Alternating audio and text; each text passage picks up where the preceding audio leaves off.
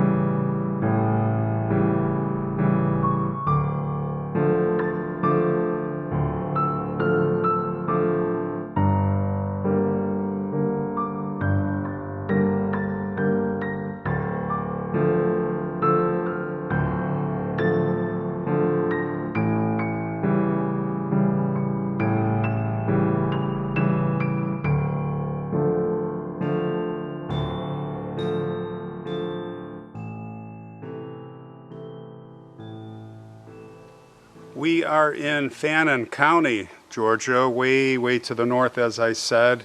And just a few miles up here is the town of Blue Ridge. And it is on the shores of Blue Ridge Lake, Big Blue Ridge Lake. And there's a river that winds down that comes back here, a beautiful river. We're in the southernmost reaches of the Appalachian Mountains. And they say that these mountains are the oldest in the world. I don't know about that, but certainly are a haunting place. I want to thank Rebecca Watts-Morgan, one of our viewers and subscribers, for suggesting this story. It's a very intriguing story. And yeah, we're at the Tilley Bend. It's the Tilley Baptist Church here. Tilley Bend, they called it, or call it. And a very interesting story here. So let's go back before we're going to go up the hill into the cemetery, and let's talk about what life was like here back in those times. We're talking about the mid to late 1800s. And let's even go back to the middle of the 1700s. This was the Creek peoples who were here, and they had settled in here. And these people here were settlers that migrated from South Carolina, from the east, and they came here and they met the Creek. And they got along pretty good. In fact, they settled here, they lived in harmony. Of course, as things go, the men met Creek women and they had families, and you go 100 years later, and then there would be some disharmony. The Cherokee Nation would move in here, and the Creeks did not get along with the Cherokee, and the Cherokee did not get along with the Creeks.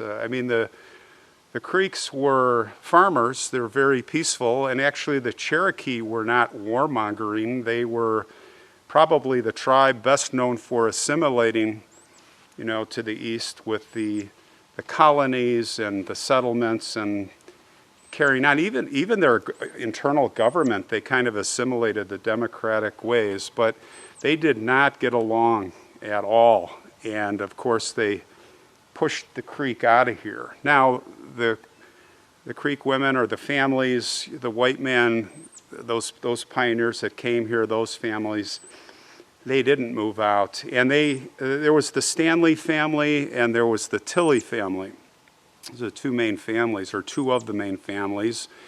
And they had if you go up the road here, I guess, towards Blue Ridge, the town, you can still see remnants of, they say, of a place called Stanley Gap, which was the homesteads, or the group of homesteads. And I guess it was at this church here. I mean, this church goes back to, I think it's 1858, and there was a shooting here. Well, let's go walk up the hill of the cemetery, and I will tell you the story of what happened here. Actually, we'll take a quick look at the the church, it looks more like a chapel. And they, usually they call these graveyards, but again, it's a cemetery. But this goes way back. Of course, the roof isn't original, but who knows? The structure is probably original. And let's march up the hill.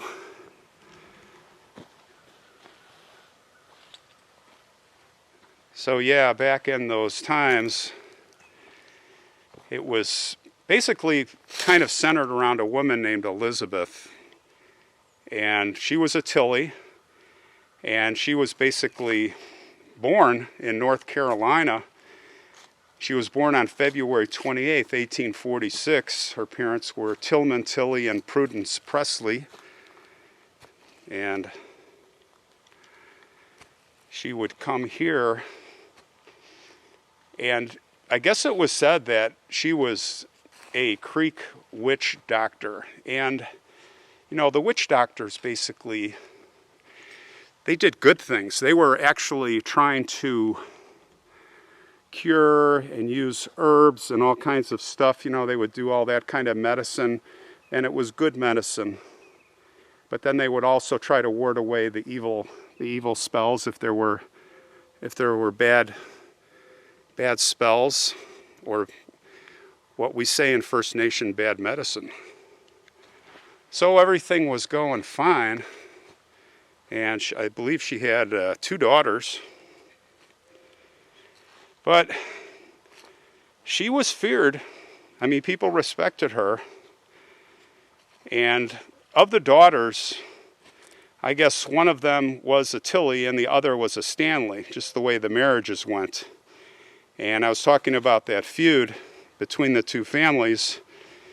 Well, it escalated into a shooting here at this chapel. They said that the Tilley preacher and one of Elizabeth's daughters, who, of course, I said married into the Tilley family, along with other parishioners, were killed. And I guess it was the Stanleys, because the Tilleys had to retaliate. And they went down the road here or the trail at the time, to Stanley Gap in the middle of the night. And it said they killed several men while they slept, including the Stanley man that married Elizabeth's other second daughter. And things would have seemed to have settled down after that, I guess, as best as you could say. But soon after all this, the Stanley widow, Elizabeth's daughter, died in childbirth. And then the next thing you know, Elizabeth Bradley herself lost her other daughter and a grandchild. And she really became infuriated. So what she did was she publicly put out a curse. She put out a curse against everybody here. And she said, you're all cursed. And then babies started dying, one after the other. And again, this is close-knit. This is just a few families. Maybe, who knows, maybe there were 10 families here. And all the babies started dying. So the Tilleys moved in, and they're like, we've had enough of this. And we're going to take care of this. And what they did is they brought her out here because of all these infant deaths. This could be one of them. And they came to this tree, it is said, this big tree here. Well, it's somewhere around a little over 100 years ago, and they said they threw a rope over the tree, and they were getting ready to string her up. And the old, do you have any last words? And she said, I'm going to come back and basically get all of you. And they hung her. Some say they burned her body and buried it right where it fell, right under this tree. And they had buried her facing west. And basically, that is west. And you will see all the gravestones are facing towards me right now. They're facing east. And you know what happened?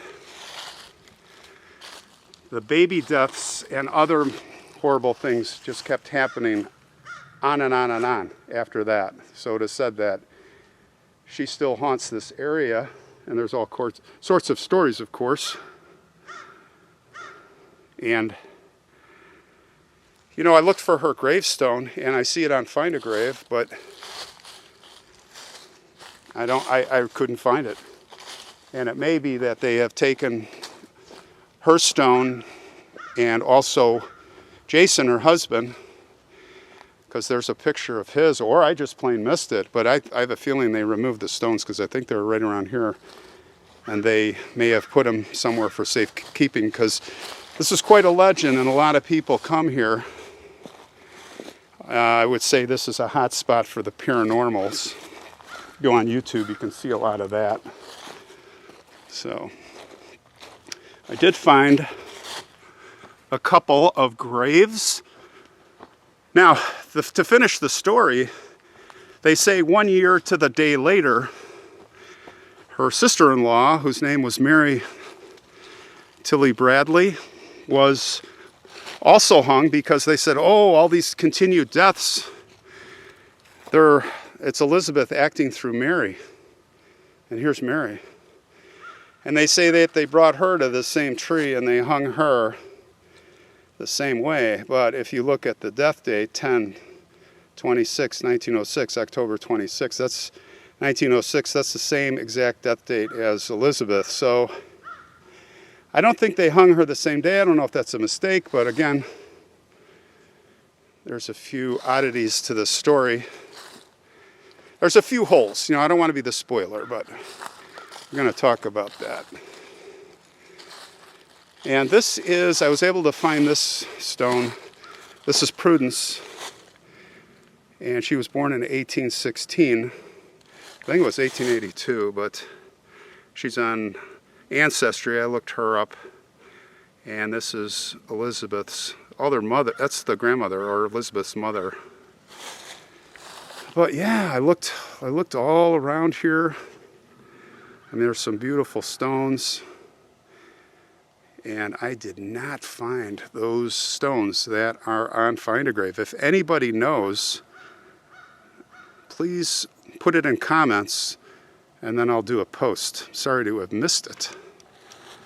But yeah, the legend continues. Well, the holes in the story, I guess, you know, one big hole I think is, well, not a big hole, but I mean, why would the church bury her if she's a witch, or you know, it said that Mary was just possessed and her body was a vessel for Elizabeth, so they buried her here. But why would the church allow for a evil witch to be buried here, you know, and then pointing west? It's kind of doesn't make sense, but that's the tree. That tree is definitely at least 100 or so, you know, that's probably a couple of 100 years old. So that fits the story. And Elizabeth lived to be 60. So I'm guessing, you know, I looked on Ancestry, didn't see a cause of death, but I'm betting she died of disease or something. But who knows? Maybe she was hung. Lots of ghost stories, guys. Lots of chilling stuff here. It is an amazing cemetery. Very haunting here. Blue Ridge. You gotta love it, the Blue Ridge Witch. All right, we're off to the next stop, northbound.